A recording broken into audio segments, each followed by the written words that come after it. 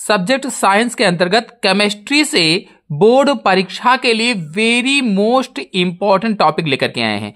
बहुत ही ज्यादा इंपॉर्टेंट है और टॉपिक है धावन सोडा, जो बोर्ड परीक्षा में बार बार पूछा जाता है। तो इसको आसान तरीके से समझाएंगे नोट्स के साथ में, बहुत ही आसान तरीके से। चलिए शुरू करते हैं। तो देखिए, धावन सोडा यानी वॉशिंग सोडा, इसका रासायनिक नाम सोडियम कार्बोनेट डेकाहाइड्रेट होता है। रासायनिक नाम क्या है? सोडियम कार्बोनेट डेकाहाइड्रेट अथवा सोडियम कार्बोनेट के नाम से भी इसे जाना जाता है। इसका अणुसूत्र या सूत्र क्या होता है? Na2CO3 × 10H2O। ये अणुसूत्र है या सूत्र है। और प्राप्ति स्थान इसका क्या है? कहां मिलता है ये? तो धावन सोडा भारत में उत्तर प्रदेश, बिहार व राजस्थान में पृथ्वी की सतह पर रेह के रूप में पाया जाता है। रेह के रूप में। ये कैसे बनाया जाता है? तो प्रयोगशाला में धावन सोडा बनाने के लिए कास्टिक सोडा यानी NaOH के सांद्र विलयन में CO2 गैस प्रवाहित करने पर सोडियम कार्बोनेट यानी Na2CO3 प्राप्त होता है, जिसका वाष्पन करके प्राप्त विलयन को ठंडा करने पर धावन सोडा क्रिस्टल के रूप में मिलता है। तो धावन सोडा कैसे बनाया गया है? प्रयोगशाला में धावन सोडा बनाने के लिए जो कास्टिक सोडा है, ये क्या है? कास्टिक सोडा है। कास्टिक सोडा कैसे बनाया जाता है, इसके क्या गुण है, इसके उपयोग क्या है, मैंने पिछले वीडियो में बताया है। अगर आप लोग जानना चाहते हैं तो जाकर के देख सकते हैं। तो कास्टिक सोडा लिया, धावन सोडा बनाने के लिए कास्टिक सोडा लिया यानी NaOH लिया और इसके सांद्र विलयन में CO2 गैस प्रवाहित कर दी। CO2 गैस यानी कार्बन डाइऑक्साइड गैस प्रवाहित कर दी। प्रवाहित करने पर क्या बना? यहां पर सोडियम कार्बोनेट बना। सोडियम कार्बोनेट बन गया है। जब कास्टिक सोडा लिया गया और कास्टिक सोडा के सांद्र विलयन में कार्बन डाइऑक्साइड गैस प्रवाहित की गई, तो कार्बन डाइऑक्साइड गैस प्रवाहित करने पर सोडियम कार्बोनेट बनता है यानी Na2CO3 बनता है या प्राप्त होता है। अब इसका वाष्पन किया गया।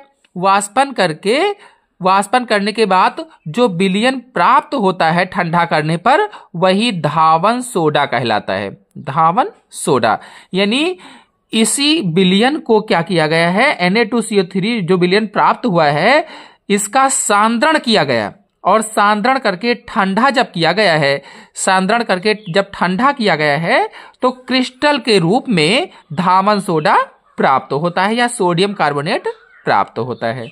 तो इस तरह से ये बन जाएगा। अब इसके गुण कौन कौन से हैं? तो यह सफेद रंग का क्रिस्टलीय चूर्ण होता है। यानी कैसा चूर्ण है ये? क्रिस्टलीय ठोस पदार्थ होता है। सफेद रंग का होता है, क्रिस्टलीय ठोस पदार्थ होता है, जो जल में घोलने पर ऊष्मा उत्पन्न करता है। यानी यह जल में घोलने पर क्या उत्पन्न करता है? ऊष्मा उत्पन्न करता है। तो सफेद रंग का क्रिस्टलीय ठोस पदार्थ है जो जल में घोलने पर ऊष्मा उत्पन्न करता है।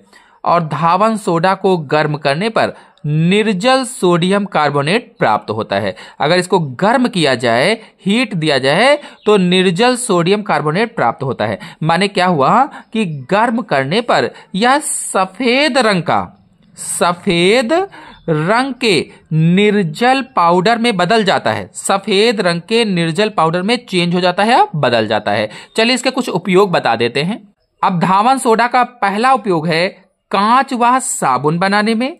कांच और साबुन को बनाने में इसका उपयोग किया जाता है और प्रयोगशाला में अभिकर्मक के रूप में इसका उपयोग करते हैं। कठोर जल को मृदु करने में इसका उपयोग किया जाता है।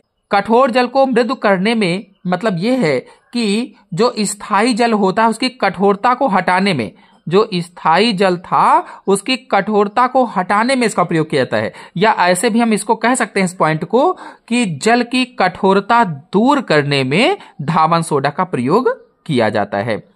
और फिर धातु कार्बोनेट बनाने में, कागज व कपड़ा उद्योग में इसका उपयोग किया जाता है और रंजकों के निर्माण में इसका उपयोग किया जाता है। बेकिंग सोडा, NaOH, बोरेक्स आदि को बनाने में इसका उपयोग किया जाता है। पेट्रोलियम के शोधन में भी इसका उपयोग किया जाता है। तो कुल मिलाकर के कहें तो इसका मतलब ये हुआ कि धावन सोडा का उपयोग जो कांच है, जो कागज है, कांच है, कागज है, बोरेक्स है, कांच, कागज, बोरेक्स आदि के निर्माण में धावन सोडा का उपयोग किया जाता है और बेकिंग सोडा को भी बनाने में इसका उपयोग किया जाता है। बेकिंग सोडा क्या है? खाने का सोडा होता है। इसके बारे में पूरी जानकारी के लिए मेरा पिछला वीडियो आप जाकर के देख सकते हैं। तो इसी तरह से एक और आप बता सकते हैं कि जो कांच के बर्तन होते हैं, जो कांच के बर्तन होते हैं, कांच के बर्तनों की चिकनाई दूर करने में धावन सोडा या वॉशिंग सोडा का उपयोग किया जाता है। तो इस तरह से आप नोट्स के लिए यहां से यहां तक पहले शॉर्ट ले लीजिए, गुण तक, इसके बाद उपयोग का शॉर्ट ले लेंगे। ये पूरा शॉर्ट ले लीजिए और इसके बाद में शेष बचे हुए उपयोगों का शॉर्ट यहां से ले लीजिए। तो आशा है आपको पूरा वीडियो अच्छी तरह समझ में आया होगा। समझ में आया हो तो लाइक कीजिए, अपने सभी दोस्तों में शेयर कीजिए। चैनल पहली बार आए हैं तो चैनल को सब्सक्राइब भी कर लीजिए। धन्यवाद।